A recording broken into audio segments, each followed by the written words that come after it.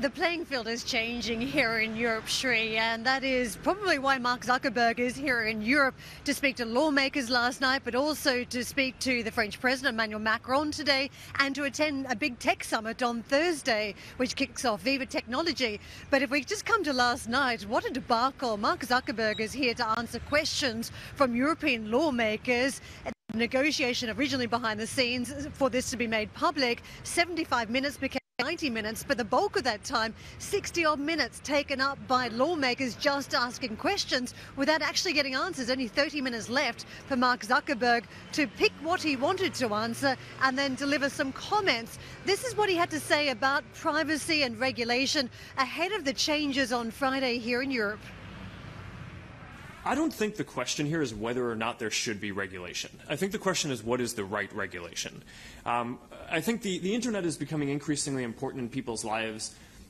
Some sort of regulation is important and inevitable, and the important thing is to get this right, and to make sure that we have regulatory frameworks that help protect people, that are flexible so that they allow for innovation, that don't inadvertently prevent new technologies like AI from being able to develop.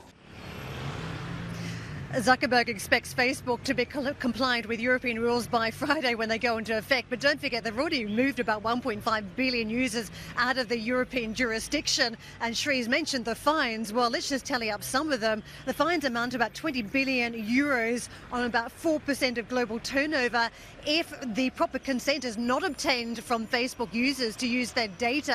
So the rules are much stricter about how that data can be used. Also, I want to talk about monopolies because this really cropped up last night. Don't forget, the Europeans have some form on antitrust, and there is a series of questions about whether the Facebook monopoly is too big. Curiously, one of the questions came from the chief Brexit negotiator, Guy Verhofstadt, who knows something about splitting up complex jurisdictions or complex areas. So when he warns that Facebook is too big, then investors better take note. This is the response from Mark Zuckerberg.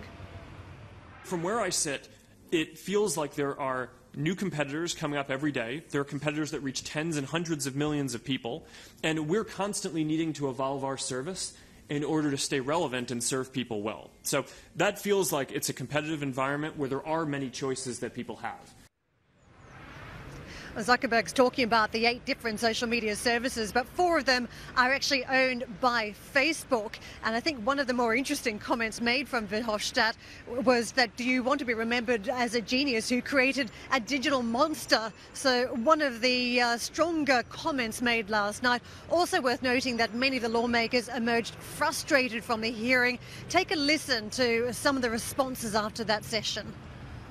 But I also think that we need to regulate more on market power of Facebook, for example. Splitting off Facebook from WhatsApp or Facebook Messenger is an option after tonight, because that was one of the questions where Mark Zuckerberg had no real answer on.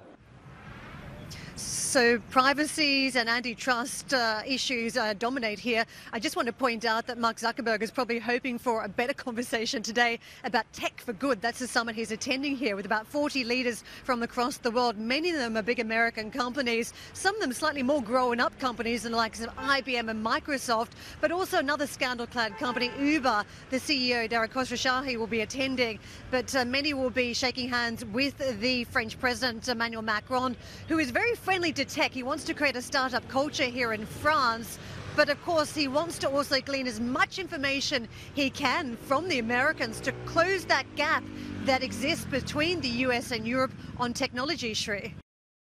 Hey everybody, it's Hadley Gamble from our new CNBC Middle East Bureau in Abu Dhabi. Thanks for stopping by. Now to watch more, you can try one of the videos that just popped up on your screen. And don't forget to subscribe.